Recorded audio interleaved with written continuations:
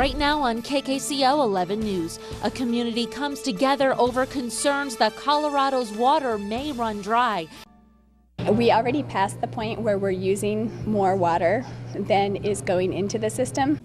A citizen group raises concern about potential water problems that face the western slope. Thanks for joining us this weekend. I'm Kelly Asmuth. With the Colorado and Gunnison Rivers and the Grand Mesa snowpack, it's hard to imagine that Grand Junction could ever be short of water. But that's just what a group of citizens spoke about today, concerned about a dry future here in Colorado. 11 News reporter Andy Adams was at the Western Colorado Congress of Mesa Counties meeting today. Andy, why are they concerned? Well, Kelly, it's a number of things, but today, a big topic of conversation centered around making sure others are aware of our local water issues. We're facing a future that very possibly could be drier than we've gotten used to, and the demands on the water that we have are almost certainly going to be higher.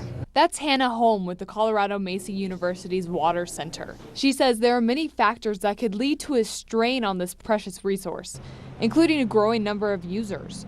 There are a number of population projections that project that Colorado's population will double by 2050. So today she talked about planning for a day when water supplies could be tighter. There have been some moves towards more kind of win-win solutions, creative ways of sharing water. Tom Phillips with the Water Center Advisory Council says knowing where our water goes is essential to a solution. What our obligations are to the lower basin states, educate ourselves about the law, the water law, especially the 1922 compact. The 1922 compact divides the Colorado River between the lower basin states and the upper basin states, which includes Colorado.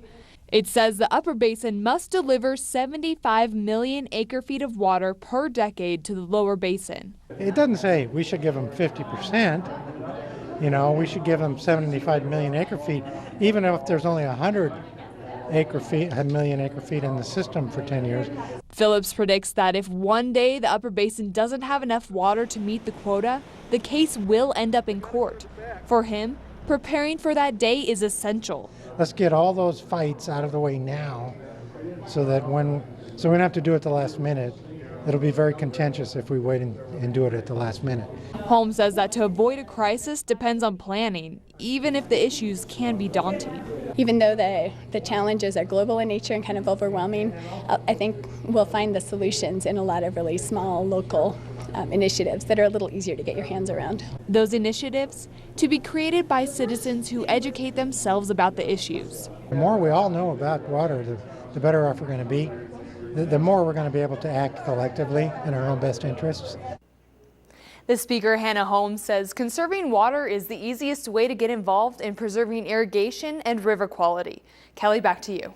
Thanks, Andy. To find more resources on water issues, log on to our web channel, NBC11news.com, and click the Find It button at the top of the homepage.